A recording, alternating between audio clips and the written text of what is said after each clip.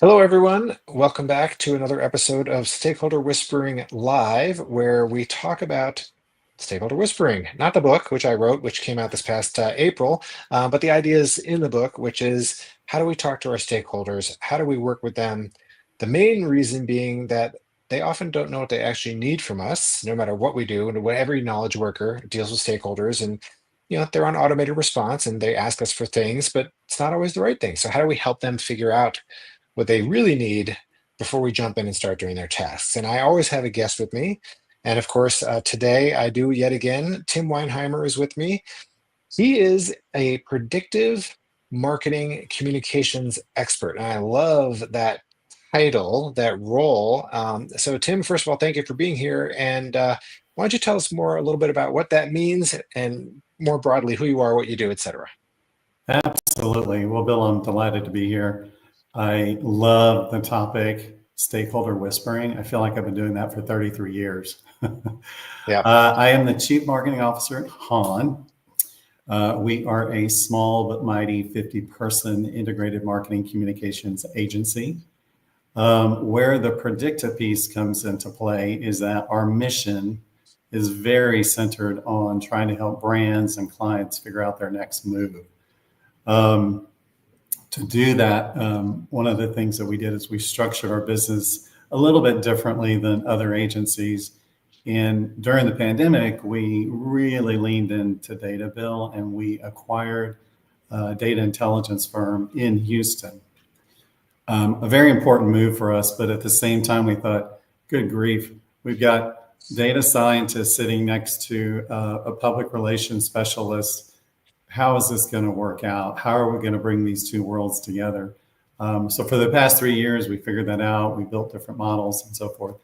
My background is all agency. I've been in integrated marketing since the days of telecommunications deregulation.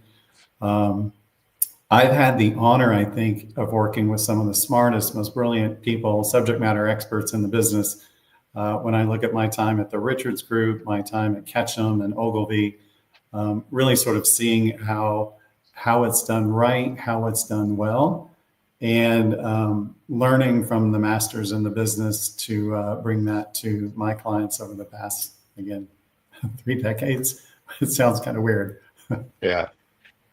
That's great. And so, when I was thinking about this topic, and I say now, all knowledge workers need to learn how to do this, and I stand by that. It's very true. But people in the world of agencies and design and communications have kind of always known this. Like we literally have lived this, like you said, for your entire career. You kind of have to because in design, clients ask for blue buttons on their website, but maybe they don't need a blue button. What they need is a button that's noticeable and clickable, right? And clients ask for the old standard way of doing things in terms of their ad campaigns or whatever. But you have to sort of convince them why they might want to try this instead of that. And so, I knew that you were going to be a perfect person to talk to, that you'd have a million stories. And I also love talking to you because of the whole predictive thing, because it is so rare. Like agencies talk about using data, but they don't really use data as well and as holistically as they really could and should. So, we don't have to talk about the data today, but of Yeah, course, if we do, yeah. fantastic. But let's circle back. So I know you brought some stories, and I know one of them is about what I just mentioned. So yeah, go for it. You tell me which one you want to start with. Yeah, well, a little bit for the audience too. Our strategy, as I've shared with Bill, is pretty simple. We also simple when we went data, we knew we had to go simple on strategy. So we're in energy, food and beverage, and healthcare. But the way we have folks remember that is we're in heat, eat, and treat. So it I fits love that. very nicely on any slide, on any client presentation. But yeah, a great story. I think the one thing here I'll point to is when we are in stakeholder whisperer mode, we are really no longer just receiving things from client at face value. 60% of our portfolio is energy. That's a space that just keeps changing with the political climate, that keeps changing with where Mother Nature is taking us. So a lot of times we will see things come in from a client, and we've got a recent example here I'll share with everybody, where in the public utility space, we see things that are very common. Their strategy is affordability, reliability, superior customer service. So we see those pillars, and they've been the same pillars for 15 years. Our job is to look at things through a lens of cultural tension.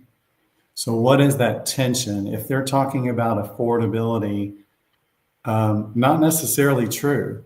We're looking at 16% rate increases with the big, beautiful bill over the next few years. So how do we guide the client into new territory that can be very uncomfortable for them, right? They've had the same playbook for a long time. But we feel it's our job in fulfilling our mission as a predictive marketing communications firm is to look at those things, but truly turn them over to a 180, but do it in such a way that we show the client a path forward. So it's not just do this, it is here's what the 3-year vision horizon looks like to bring your public utilities customers along with you on this rate increase journey. So that's one example of just really sort of looking at cultural tension with data and not just a cultural trend. So yeah, it's really interesting. And so, the idea that the way they do things, and your voice changed a little bit with the yeah, sorry, it might have been my head. Now I can't hear you. Can you hear me? That's okay. Always fun. The handoff between things. Yeah, now I can hear you. me Still okay? a little choppy, but I can hear you. Switching off the headphones. I think they might be difficulties I've had on this for a while. It's been. You can hear me okay now? I can hear you. It's a little garbly, but I can hear you. All right. Yeah, my thing is, first of all, the idea that clients do things, right? So energy clients always worked in the past. And so exactly what stakeholder whispering is about. It's request may not be a world of energy that 60% things are changing, this political climate. So when you're working, how do you convince them? Like what conversation with them and that actually bears fruit? Because It is. Yeah, no, that's a great question. So what we'll do, we'll really focus in on how do we tackle thing in phases. So we'll get to the wins for year one, and we'll identify together what those wins are. Then we'll work through and figure out what are the wins for year two and out to year three. Some clients actually too are on a 5-year trajectory with us in terms of like their rollout of an integrated campaign. And why that's important is because we know, marketing by design is supposed to change behaviors. But what we really want to see is the actual public outcomes. Did the outcomes change at the end of 3 years, 5 years, whether that's their belief system, or believability to a younger generation? And at the beginning, we use the data to reset the research, the methodologies that we're going to use, possibly a custom model that we will build with our data team with that client that's different than what we've done before when it comes to measurement. yeah. Way to your other story, because the whole idea and the way you're using it and the way you used it a little bit is really PR. So talk about the other story. I missed that last part. It seems like the perfect segue to talk about the data. Oh, yeah. Yeah. A large national fast food chain that we worked with for 12 years. They were acquired by a PE firm. With those changes, there's all sorts of administrative changes and all throughout the organization. In a matter of 72 hours, the corporate communications team of 38 people was gone. So we were last man standing in a way. The lead client really wanted to show that public relations does have an ROI. So we set out on a journey with them, their data team, our data team. Again, I think right there, that's an unusual place for agencies to have client data teams talking to one another to build a new model for measuring public relations ROI. And I won't bore everybody with the story, but we finally reached a point where we created what we call the earn lift model.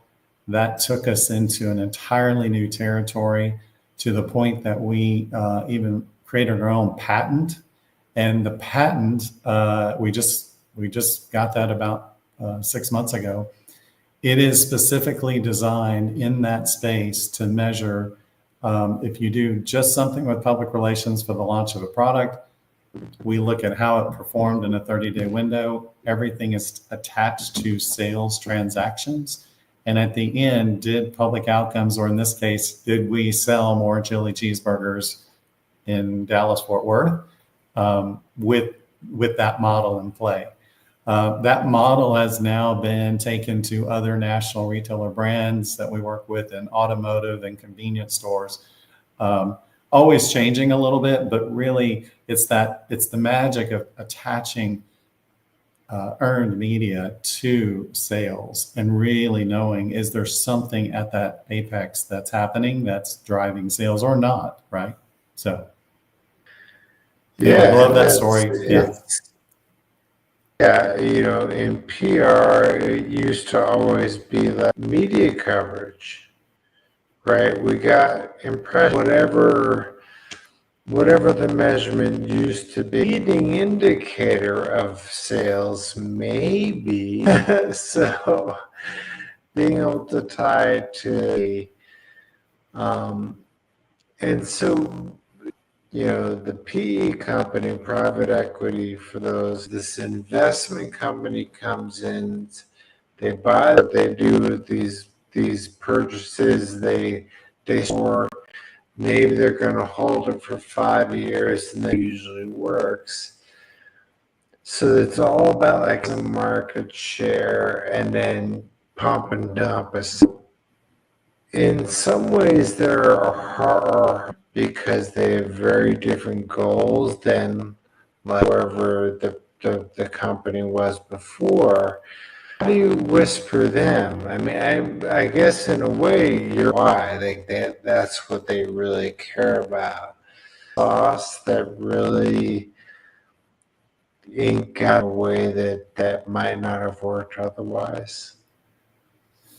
Yeah, I think the success there, I would sort of point to when we think stakeholder whisperer, it's because the journey went from data teams, finance teams talking, us talking to other data partners supporting the brand, all the way through to the C-suite. So chief marketing officer, CEO, we knew it would take 18 months to completely get that stakeholder buy-in, really change the trajectory. And I think also we focus a lot on creating belief. And so belief in their own data and confidence in their own data, and walking away from old things that don't serve them, like advertising value equivalency. AVE was created in the 1940s, and so even the companies like Meltwater, we're a Meltwater enterprise partner. They're a large multimedia listening platform. They have AVE, but they don't even like that they have AVE because it doesn't really tell you anything about the business performance, right? So Yeah. yeah.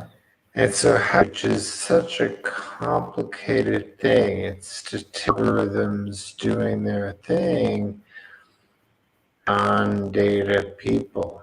Like when you are talking to like this, I mean, finance people are data people, but they're not data. Yeah. It's really it's nice because and it does take time. I think it's because you do have to have a moment, usually a fiscal year or quarterly, where you have to wash out the old way, and also hoping there's no staffing changes along the way, right? So that the stakeholder, if you're the stakeholder whisperer with these 5 people, you hope that they're still there because you want that to carry over. And not lose that momentum. That's something that I think that happens a lot too in a lot of these sort of multi-marketing, multimedia mixed performance models. If CMOs change every 18 months to 2 years, what is actually serving the brand or business best if it's too much change? Really good point. So in the book, I talk about by proxy. When you don't have direct understand what you're planning on doing, you're working through a third party. Mention that the stakeholders change and whispering to that continuity on the other side are changing. It's a very, very good point. Second episode or the second version of the book, I guess. Well, Tim, I want to thank you very much for being, last little nuggets of a thing from your experience of any key lessons learned. A few things, Bill. I would say always manage up. I think too many times, and especially now with remote, people stay sort of in their zone. Manage up. If you have that moment to go up to the president, the CMO, and appropriately engage and point out something, do it. Nothing gained, nothing lost, nothing gained, whatever that thing is. Like, go manage up, I think, is key. I think the other thing I like to tell all of my teams is be curious. Right now, you turn another corner, and especially data, especially in marketing communications, there's a new tool. Look what's happening with answer engine optimization right now. There's some brilliant tools already sort of helping brands and agencies figure out how to stay current there. And it's exciting because you get to see, that new result of what it means to understand, answer engine optimization. So be curious. But thank you. Yeah. No, it's great. Everything is absolutely critical. You cannot do good work if you do. When you care, you will be curious when you have to deal with the great age at that, and you're just being. Thank you. Great to see you, and appreciate the time. Excellent. And for next week, yes, next year, but we'll talk about that next week.